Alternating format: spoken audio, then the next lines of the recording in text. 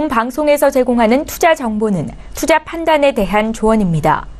방송에서 제공하는 주식의 가치, 가격 상승 및 가격 하락에 대해서는 방송사에서 보장하지 않습니다. 시청자 여러분 안녕하십니까. 오늘자 내일장 1부 출발하도록 하겠습니다. 서정덕입니다. 전일 시장의 낙폭이 굉장히 컸습니다. 코스피, 코스닥 할 것 없이 모두 빠졌고요. 특히나 코스닥 시장의 충격이 컸습니다. 유례 없는 폭락을 기록하면서 4%가 넘는 하락이었는데요. 오늘은 그래도 기술적 반등 정도는 나와주고 있는 상황입니다. 어제는 거래소 코스닥 양시장의 주축인 IT 제약바이오가 무너졌었는데요. 오늘은 이 종목들이 조금의 반등이 나와주면서 지수를 받치고 있는 상황입니다. SK하이닉스 소폭 반등하고 있고요. 연일 이어지는 폭염에 한국전력도 상승 흐름을 이어가고 있는 상황입니다. 코스닥은 지금 1%대의 상승입니다. 어제 하락 말씀드렸다시피 4%의 폭락이었기 때문에 1% 상승 정도로는 갭 메우기가 조금은 어려워 보이는 상황입니다. 조금 더 반등이 필요해 보이는데요. 오늘 상승하는 종목들을 보면 그간 지속적으로 하락을 하던 대북 경협주들의 반등이 눈에 띄고 있는 상황입니다. 일제히 나와주고 있고요. 남북이 경의선 철도를 공동 점검한다라는 소식이 지금 호재로 받아들여지고 있는 상황이고요. 부산산업, 대아TI, 현대로템 등은 상한가 혹은 20%가 넘는 급등 흐름을 이어가고 있는 상황입니다. 오늘 반등은 일단 반갑습니다. 하지만 이것이 기술적 단순 반등이냐 아니면 추세가 좀 바뀌는 어떠한 계기가 될 수 있을 것이냐에 대해서는 아직까지 시장에서는 기술적 반등 쪽에 무게를 싣고 있는 상황입니다. 어떻게 봐야 되는지 이슈들 하나하나 점검해보면 좋을 것 같습니다. 헤드라인 뉴스부터 전해드리도록 하겠습니다. 계속되는 폭염으로 전력 수요가 연일 최고치를 경신하는 가운데 이 전력 당국이 오늘은 기업의 수요 감축을 요청하지 않는다고 밝혔습니다. 전력거래소는 오늘 최대 전력 수요가 오후 5시 기준 어제와 같은 9,070만 킬로와트에 달할 것으로 전망했습니다. 하지만 지난 20일 전력 생산을 재개한 한울 원자력발전소 4호기가 100%의 출력을 달성하며 예상 예비력은 어제보다 29만 킬로와트 늘어난 789만 킬로와트로 전망했습니다. 오는 28일부터 다음 달 3일까지 일주일 사이에 휴가지로 떠나겠다는 사람이 전체 여름 휴가객의 무려 41%에 달하는 것으로 조사됐습니다. 고속도로 정체는 수도권에서 휴가지로 떠나는 방향은 다음 달 3일부터 4일 사이, 돌아오는 방향은 다음 달 5일이 가장 심할 것으로 예측됩니다. 다음 달 4일부터 10일까지 휴가를 가겠다는 사람은 17.6%, 10일부터 17일 사이는 11.8%로 그 뒤를 이었습니다. 도널드 트럼프 미국 행정부가 국무부와 재무부, 국토안보부 등 3개 부처 합동으로 대북제재주의보를 발령했습니다. 북한의 불법적인 무역과 노동자 송출에 연루되면 미국과 유엔의 대북제재 위반으로 블랙리스트에 등재될 수 있는 만큼 주의하라는 내용을 담고 있는데 이는 지난 2월 북한의 해상거래에 대한 주의보를 발령한 데 이어 올해 두 번째 조치입니다. 최저임금 인상에 반대하는 소상공인 생존권 운동연대가 오늘 출범합니다. 소상공인연합회는 중소기업 단체와 택시업계, 외식업계 등이 참여하는 생존권 운동연대를 구성해 출범식을 개최합니다. 참여단체들은 최저임금 인상으로 생존권을 위협받을 처지에 놓였다며 업종별 또 규모별 차등 적용을 비롯한 대책이 나올 때까지 천막 농성을 벌일 계획입니다. 국내 증시 흐름 바로 이어가도록 하겠습니다. 코스피부터 만나보도록 하죠. 상승하고 있습니다. 11포인트 정도 상승이고요. 0.52% 상승 흐름 가져갑니다. 2280선은 현재 안착하고 있는 상황인데요. 하루간의 흐름들 짚어보도록 하겠습니다. 오늘 일중 흐름 보시다시피 2260포인트부터 현재 포인트 2280포인트대까지 지속적으로 조금씩 우상향하고 있는 그래프입니다. 어제하고는 정반대의 모습들을 보여주고 있는데요. 수급 주체 만나볼까요? 개인만 팝니다. 개인이 어제 좀 매수를 하고요. 오늘장에서 단기 차익 실현에 나서는 모습입니다. 기관은 1,445억 원 어제 이어서 오늘도 사는데 특히나 매수 주체는 금융투자입니다. 프로그램 매수 이틀 연속 강하게 들어오면서 금융투자 쪽에서만 지금 1,693억 원 매수 들어옵니다. 연기금 최근 들어서 계속 팔고요. 오늘도 207억 원 팝니다. 외국인 699억 원 순매수해주네요. 시가총액 상위 종목들의 흐름입니다. 삼성전자 소폭 하락하고 이틀 연속 하락입니다. SK하이닉스 전일 워낙에 하락이 컸습니다. 7%의 하락이었는데요. 오늘 반등이 나오고 있는 상황이고요. 1.47% 반등입니다. 셀트리온 역시 전일 워낙에 낙폭이 컸습니다. 오늘 반등 1.3% 정도 나옵니다. 포스코 이틀 연속 상승하면서 33만 원대까지 터치합니다. 6위부터 12종목들 살펴보도록 하죠. 현대차가 13만 원대에서 다시 12만 원대로 미끄러집니다. 삼성바이오로직스 흑자 전환했다라는 공시가 어제 장 끝나고 나왔는데요. 시장에서 반응은 뜨겁진 않고요. 어느 정도의 상승만 나오고 있는 상황입니다. 네이버가 3%의 큰 폭의 하락이 나오고요. LG화학도 빠집니다. 삼성물산 12만 원대 초반 지켜주는 상황입니다. 다음 살펴보도록 하죠. 11위부터 15위 종목들입니다. KB금융, 현대모비스 빠지고요. 한국전력 말씀드렸다시피 기록적인 폭염이 지금 지속되는 가운데 한국전력 전력 수요량이 늘어나면서 실적 좋아질 것이다라는 기대감에 이틀 연속 3%대 흐름 이어가고 있습니다. 신한지주 하락하고요. LG생활건강이 4% 가까운 상승 이어갑니다. 코스닥 시장 넘어가 보도록 하죠. 코스닥은 1%가 넘는 상승입니다. 최근 들어서 1%가 넘는 시장이면 급등이다 이렇게 표현을 했지만 전일 4%의 급락이 나왔기 때문에 1%의 되돌림 정도로는 성에 차시는 분들이 많지는 않을 것 같습니다. 765포인트 지금 기록하고 있습니다. 일중 흐름들 살펴보도록 하죠. 일단 보시다시피 오늘 장 저점은 757포인트입니다. 장중 고점은 현재 부근이 767포인트고요. 767선에서 두 번의 저항을 지금 받고 있는 상황입니다. 박스권입니다. 757부터 767까지 위아래로 10포인트 사이에서 지금 박스권 매매가 되고 있는 상황이고요. 오늘 남북 경협주들 일제히 급등 흐름 나오고 있는 상황입니다. 다음 살펴보도록 하죠. 수급 주체 만나볼 텐데 외국인만 삽니다. 1,020억 원 외국인이 사주고 있고요. 기관 매도 전환을 했습니다. 50억 원 매도고요. 금융투자 이틀 연속 프로그램 매수 들어옵니다. 개인 922억 원 역시나 팔면서 어제 강하게 매수하던 개인들 오늘 하루 만에 단기 차익 실현 바로 나섭니다. 다음 살펴보도록 하죠. 시총 상위주들인데 어제 10%의 급락이 나왔던 셀트리온 헬스케어가 2% 정도의 상승 가져가고요. CJN은 오늘 장중 어제 좋은 흐름들 가져가다가 보합으로 끝났는데 오늘도 상승 흐름은 미미합니다. 메디톡스 약보합이고요. 신라젠 보합입니다. 나노스가 지금 5%의 급락이 나옵니다. 다음 살펴보도록 하죠. 6위부터 10위 종목들입니다. 일제히 반등이 나오는 가운데 포스코캠텍만 2.48% 하락합니다. 나머지 종목들도 사실 어제의 하락에 비하면 회복이 더딘 모습입니다. 11위부터 15위 종목들도 살펴보도록 하겠습니다. 셀트리온 제약부터 컴투스까지 살펴보고 있는데요. 전체적으로 1% 내외의 소폭 반등에 나서고 있는 상황입니다. 원달러 환율의 흐름 살펴보도록 하죠. 원달러 환율은 1130원 또 강하게 뚫고 올라갑니다. 1134원 10전에 거래되면서 원화 약세 이어지고 있는 상황입니다. 본 방송에서 제공해드리는 정보는 투자 판단에 대한 조언일 뿐입니다. 해당 주식의 가치와 수익률을 보장해드리지 않는다는 점 참고해 주시길 바랍니다.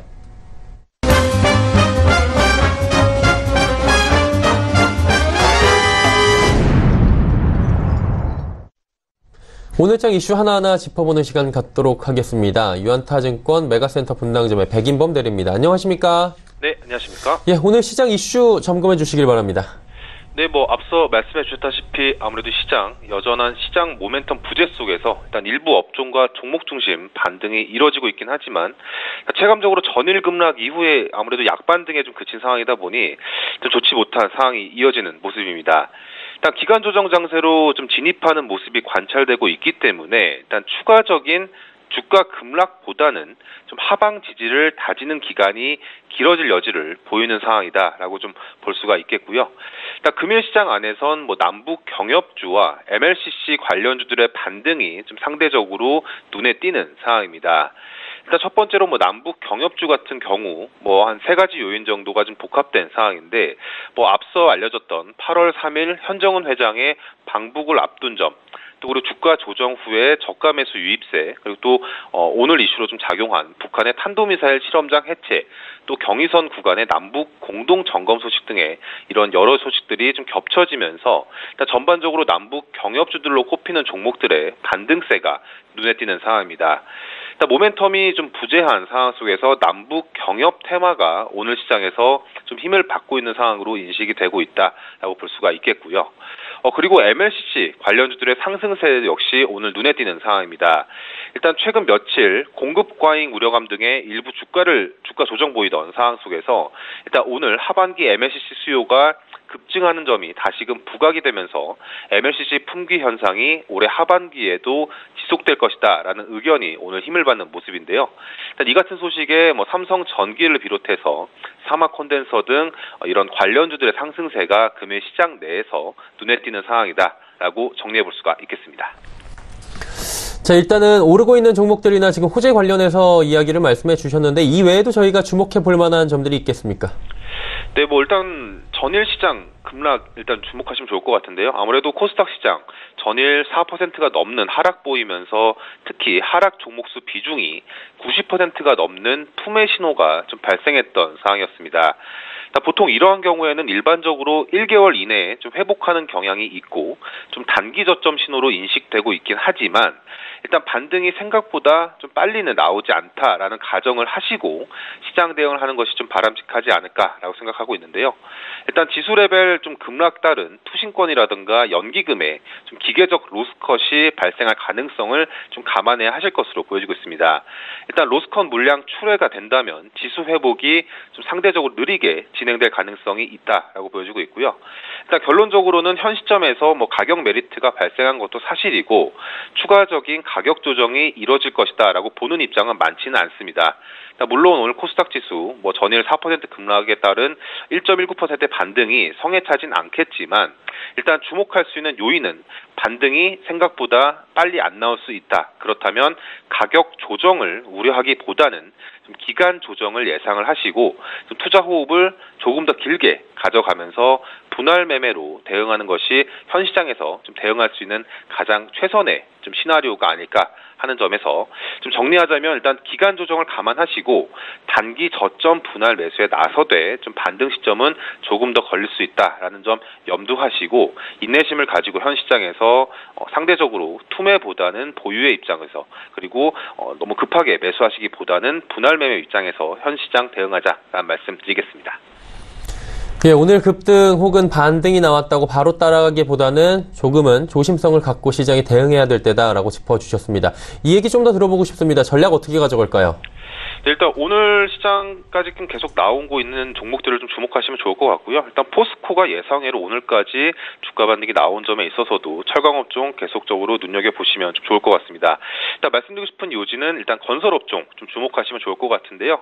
일단 오전 대비해서 오후 들어서까지 계속적으로 강세 좀 유지를 하다 보니 좀 오전까지 생각했던 바에서는 조금 더 주가 상승이 좀 나오다 보니 현 구간에서는 먹을거리가 조금 줄어든 건 사실입니다. 하지만 일단 시장 급락 이후에 좀 전반적으로 가격 메리트가 발생한 업종들이 많긴 하지만 건설업종 그래도 주가 수준이 하방 지지 이후에 좀 반등 구간 좀 기대해 볼 만하다라고 생각을 하고 있는데요.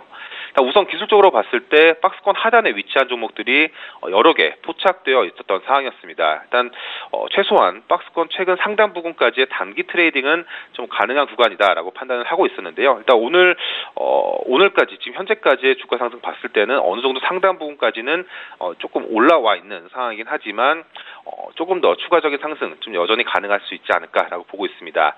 물론 뭐 현대건설 같은 경우 대북 이슈가 껴있다 보니 그만큼 조정도 더 강하게 맞았던 상황이었기도 하지만 오늘 같은 경우에는 상대적 건설업종 내의 상승을 주도하고 있는 모습이고요.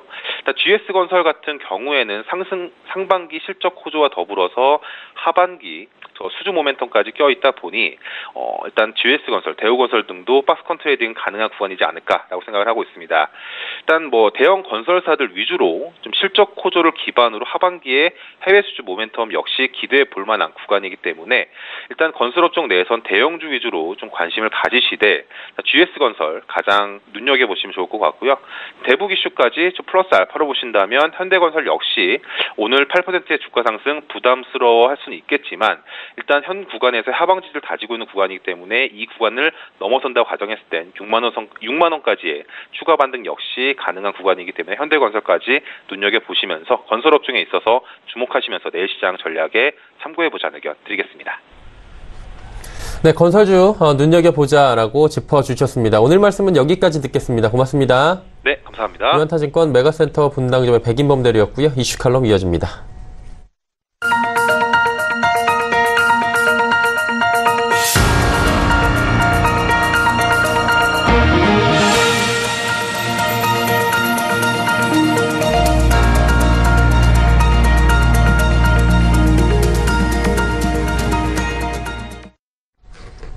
이슈 칼럼 이어가도록 하겠습니다. 미중산업경제연구소 조용찬 소장 연결되어 있습니다. 소장님 안녕하세요.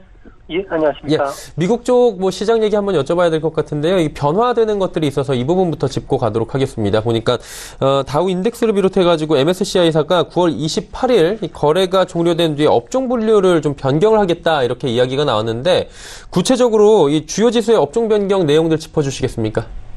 네, 그 새 산업 분류에 따르면은 통신과 정보기술, 일반 소비재 세 업종이 전면적으로 개편될 예정이라고 합니다. 통신업종의 명칭이 앞으로는 커뮤니케이션 서비스로 바뀌게 되고요. 대상 범위라든지 종목도 더 많이 늘어나게 됩니다. 일반 소비재의 하위 업종 중에 미디어 부분이 커뮤니케이션 서비스로 이동하게 되고요. 정보 기술에서도 인터넷 관련 종목의 일부가 커뮤니케이션 서비스로 이동하게 됩니다. 새 업종에 편입될 종목들은 9월 달에 발표될 예정이지만 대략 22개 종목이 될 것으로 보여지는데요. 동영상이라든지 뉴스, 게임과 같은 콘텐츠를 제공한다든지 그 대가로 광고 수익과 계약금을 받는 기업이 새로 편입될 것으로 보여집니다. 대표적으로 보면은 시가총액 상위 기업이죠. 알파벳 같은 경우에는 인터넷 광고 기업으로 들어오게 되고요. 페이스북도 들어오게 되는데 알파벳과 페이스북만 하더라도 커뮤니케이션 서비스의 시총의 거의 절반을 차지할 것으로 보여집니다. 그 밖에도 시총 3위인 AT&T, 4위인 동영상 스트리밍 서비스 회사인 버라이즌 커뮤니케이션 등이 되지 않을까 보여집니다. 네. 그렇다면 이제 통신업종이 커뮤니케이션 서비스로 업종이 이제 바뀌는 거잖아요, 명칭이. 신규 편입된 기업이 들어오면 제일 중요한 건 관심을 갖는 건 우리가 주가에 어떤 영향을 미치냐, 향배에 어떤 그 방향성을 주느냐인데 이 부분은 어떻게 되겠습니까? 네, 통신업종이라고 하면은 경기 방어주라는 성격이 지난 한 20년간 투자가들 내리 속에 상당히 잡아져 왔는데요. 이제 앞으로 커뮤니케이션 서비스가 편입이 됐을 경우에는 성장주라는 개념이 도입이 되기 때문에 S&P 500 기업들의 실적을 뛰어넘는 아웃퍼포먼스 성격을 갖게 될 것으로 보여집니다. 2013년 이후에 경기 확대 국면만 놓고 보면은 상당히 투자 성과가 높았는데요. 아무래도 인터넷 관련 종목이라고 할 수 있는 알파벳, 그리고 페이스북, 넷플릭스, 트윗 같은 종목들이 높은 성장세를 보여왔기 때문에 그렇습니다. 이전과 달리 성장주들 같은 경우에는 경기 확장 국면에서는 더 높은 주가 상승을 보여왔다는 점이 뛰어난데요. 아무래도 세계 광고 지출이 지금 꾸준히 늘어나고 있는 추세고요. 경기 확장 국면에 있기 때문에 아무래도 앞으로 투자가들의 이목을 더 집중시키지 않을까 보입니다. 다만 투자하실 때는 높은 수익률만큼 또 위험 요소도 갖게 되는데요. 성장주의다 보니까 주가 변동성이 클 수밖에 없습니다. 과거 그 페이스북이 유저들의 그 정보 유출 그리고 인터넷 기업의 규제가 강화됐을 경우에는 주가가 급등락했던 사례가 있었던 것처럼 이런 정치적 불확실성 문제들이 아무래도 높은 주가 수준을 꾸준히 이끌어가기에는 조금 역부족인 상황까지도 나올 수 있다는 점도 꼭 투자하실 때 염두에 두셔야 될 것으로 보여집니다. 이게 업종 변화가 생기면 사실 성질의 변화도 저희가 따져봐야 될 것 같은데요. 업종 성질이 그렇다면 어떻게 변화가 됩니까? 아무래도 정보 기술 같은 경우에는 그동안에 성장주 비중이 높았기 때문에 경기와 상관없이 늘 양호한 그 투자 수익률을 가져줬는데요. 업종이 변경이 되면은 성장주 비중이 확 줄어들게 됩니다. 정보통신 업종의 서브 섹터라고 할 수 있는 테크놀로지, 하드웨어 뿐만 아니라 기기와 반도체, 관련 제조 장비 등과 같은 경기 민감주의 비중이 커지게 되는데요. 이렇게 되면 주가나 경기의 연동성이 더 높아지게 됩니다. 아무래도 애플이라든지 시스코 시스템스, 인텔, 엔비디아, 브로드컴 같은 종목만 남게 되기 때문에 그렇죠. 또 한 가지는 일반 소비자 같은 경우에는 2000년부터 2010년까지는 경기의 영향을 쉽게 받는 소비 종목들로 구성이 되어 있습니다. 맥도날드, 스타벅스, 홈디포, 갭, 메이지와 같은 종목들이 대부분 포진되고 있는데요. 2015년 이후에는 인터넷 관련 기업이 비중이 높아지면서 시장보다는 높은 일반 소비재 쪽에서 투자 성과를 보여왔습니다. 이제 앞으로 업종이 변경되면은 경기에 영향을 쉽게 받는 광고 수입에 의존한 미디어 기업이 떠나게 되기 때문에 아마존, 또한 떠나게 되는데 이렇게 되면 성장주 비중이 높아지기 때문에 아마 경기 동향에 덜 좀 민감해지지 않을까 보입니다. 결국에는 지금 이야기를 쭉 듣고 생각이 드는 부분은 그리고 지금까지의 이야기를 종합적으로 보면 미국 같은 경우에는 나홀로 호황이다. 경기 확장 국면에 여전히 있다라는 부분인데요. 이럴 때는 미국 쪽에 어떤 투자 전략이 좀 유효합니까? 네, 미국의 경기 확대 국면에서는 금융이라든지 정보기술, 자본주의 투자 비중을 높이라는 것은 정석과 같은 이야기였습니다. 늘 시장 대비 높은 투자 성과를 보여왔기 때문에 그런데요. 앞으로는 이들 업종뿐만 아니라 펀드 매니저들이 새로운 업종인 커뮤니케이션 서비스의 펀드 비중을 높일 수밖에 없을 거로 보여집니다. 아무래도 커뮤니케이션 서비스에는 인터넷 광고뿐만 아니라 미디어, 광고 대리점과 같은 광고 관련 종목들이 다수 포함되어 있기 때문에 그런데요.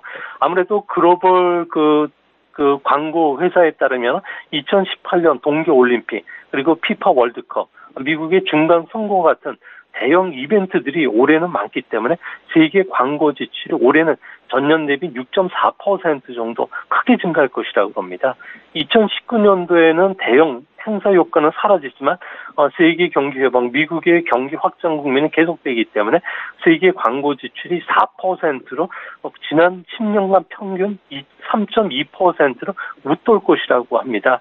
이 때문에 앞으로 투자 성과를 높이려는 그 투자가들, 특히 높은 베타 종목을 찾아 공격적으로 투자하려는 매니저들 같은 경우는 커뮤니케이션 서비스의 그 비중을 더 높이질 가능성이 높다는 점에서 앞으로도 우리나라 증시에 미치는 영향도 클 것으로 보여집니다. 결국엔 이 경기 확장 국면에서 성장주를 편입하려면 계속해서 확장 국면이 이어진다라는 가정이 성립이 돼야 될 것 같은데 내년에도 괜찮을 것이다라는 이야기는 나오지만 지금 최대 확장 국면이었던 120개월가 지금 타이를 조만간 이루게 됩니다. 그러다 보면 다시 후퇴하는 것이 아니냐라는 얘기가 나올 것 같은데 이 부분은 어떻게 봐야 됩니까? 네, 2019년 말까지는 미국의 감세 정책이라든지 재정 지출 효과가 계속되기 때문에 아무래도 그 지난 1990년대 IT 버블 때와 같이 최장의 경기 확장 국면을 충분히 이어갈 수 있을 거로 보여집니다. 다만 달이 차면은 기울듯이 미국의 경기 후퇴는 2020년이나 2021년에 찾아올 가능성이 큰데요. 이는 기업들의 설비 투자와 감소와도 크게 연관이 된 것으로 보여집니다. 지난 2018년부터 미국의 경제 성장률은 2% 후반의 높은 성장을 보여왔는데요. 2020년부터는 이런 성장을 끌어왔던 감세나 재정 정책과 관련된 효과가 정점을 지나면서 서서히 설비 투자도 순환적인 감속 구간에 들어갈 가능성이 높습니다. 아무래도 미국의 설비 투자 순환 사이클을 보면은 2018년과 2019년도에는 기대 성장률이 높았기 때문에 아무래도 기업들의 투자들이 4차 산업혁명에 따른 증가가 계속 견인해 왔는데요. 2020년 이후에는 아무래도 이런 그 반작용이 나타나면서 경기 후퇴 위험이 커질 수밖에 없기 때문에 앞으로 우리나라 경기 후퇴 리스크도 2020년부터는 좀 커지지 않을까. 그런 측면에서는 세계적인 설비 투자 감소와 관련된 그 영향을 받는 종목들은 가급적 피해가지 않을까 보여집니다. 예. 지금 그리고 미국은 조정이 안 나오고 있고 다시 최고치 경신하고 있는데 미국 따라가는 국가가 하나 있더라고요. 인도를 저희가 들 수가 있을 것 같습니다. 아시아 신흥국들 전부 다 지금 줄줄이 추풍낙엽처럼 떨어져 나가고 있는 상황에서 인도만 최고치 경신했는데 인도만 이렇게 튀는 이유가 있습니까? 네, 인도 증시 같은 경우에는 아무래도 실적 호전이 계속 진행이 되고 있는데요. 과거 인도의 센서스 지수를 보면은 일주당 순이익이 2014년부터 2017년까지는 행보 수준을 보여왔는데요.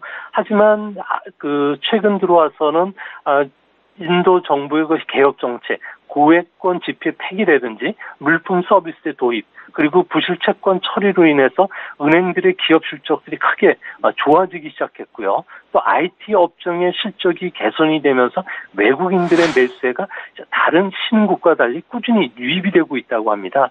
블룸버그 집계에 따르면 센서 지수의 EPS는 올해는 전년 대비 한 21%나 증가할 것으로 보여지고요. 2019년도에도 21.5% 증가할 것으로 보신다는 점에서 신흥국 중에서는 가장 강한 이익 증가세를 이어갈 것으로 보여집니다. 앞으로 그 실적 개선 외에도 물품 서비스 도입에 따른 기업 설비 투자가 꾸준히 늘어날 예정이고 있고요. 또 농촌 지역의 농산물에 대한 최저 매입 가격 인상뿐만 아니라 농촌 지역을 대상으로 한 인프라 투자도 계속 늘어날 예정으로 있고요. 또 2019년도에 예정되어 있는 총선을 앞두고 인도 정부가 경기 부양책에 적극적으로 나서고 있기 때문에 투자라든지 실적이 앞으로 당분간 인도 증시를 계속 끌어올릴 수 있다는 점에서 신흥국과 달리 인도 증시만은 아무래도 올해 그 장을 봤을 경우에 나홀로 강세가 펼쳐질 가능성이 크지 않을까 보여집니다. 네, 인도 증시는 좀 특별한 움직임을 가질 수 있을 것 같아 올해 기대를 해볼 수 있을 것 같다라고 정리를 하도록 하겠습니다. 오늘 말씀 잘 들었습니다. 네, 감사합니다. 미중산업경제연구소 조용찬 소장과 함께했습니다.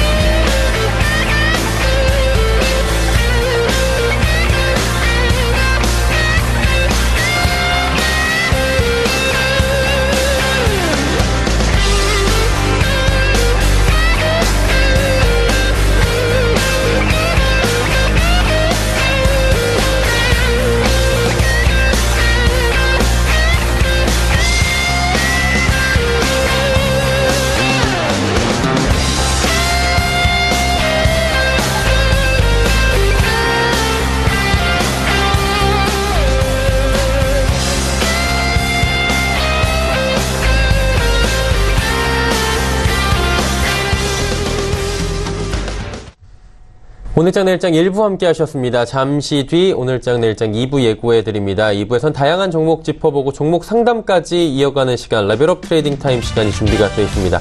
잠시 뒤 2부에 두 분의 전문가와 함께 돌아오도록 하겠습니다. 고맙습니다.